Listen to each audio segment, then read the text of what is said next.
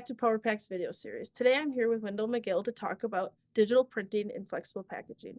Hello, Windell. Could you Hello. tell me a little bit about yourself and your background?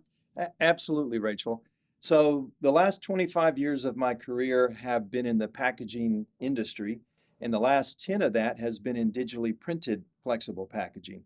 I was with HP Indigo for a while, and then the last 5 years, I started a flexible packaging all digital converting plant called EPAC in Atlanta. So I started the EPAC Atlanta plant. I sold my interest a little earlier this year and just joined PCMC to help launch a new hybrid digital press that's wider and faster than the existing technology that's in the marketplace.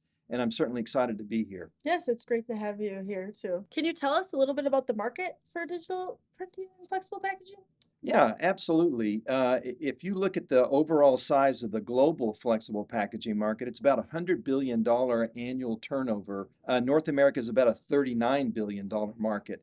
Today, digitally printed flexible packaging is less than 0.75% of that market. So what we're trying to do is profitably address 6, 7, 8, 9% of that market. And over the next several years, I think we'll be able to get there. So it's a very big market. There's a great upside for digitally printed flexible packaging, and we're happy to be a part of it. Yes, I think it'll grow a lot in the next couple of years. Can you give us some key advantages of digital printing? Yeah, I think that there's sort of three value propositions that are probably the main piece. One is speed to market. So without the need for printing or needing to make a whole bunch of plates every time you run a job, you don't have to do that. I go directly from the pre-press department to the press, and I'm printing at that point. It allows customers the ability to change graphics every time they run the job, which is a huge advantage for them. Also, if you look at it from the converter standpoint, you can talk about operating efficiencies. So I can look at jobs and I can move them throughout the plant to the asset that makes the most efficient sense to put those on.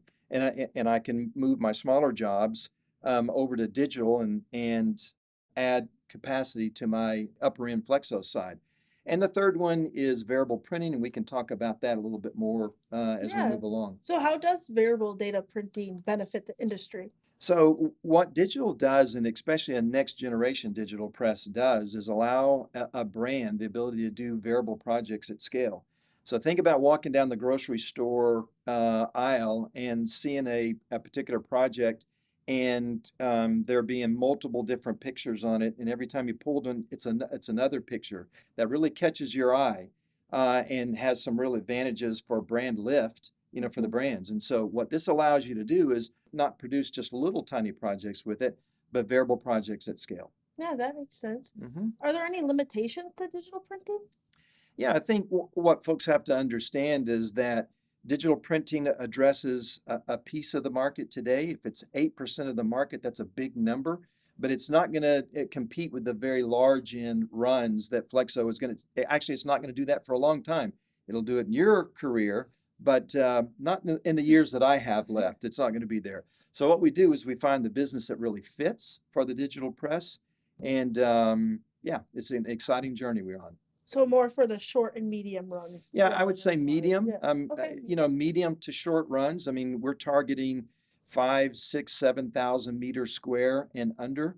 And once again, if that's 8% of the market, that's $1 billion market. That's a big number. That is a big number. Well, Yeah. Thank you so much, Wendell, for being here. All right. And see you all soon for future videos.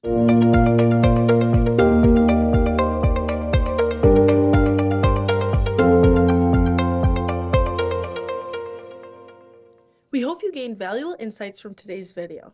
For more in-depth videos and updates, don't forget to subscribe to our channel and follow us on LinkedIn.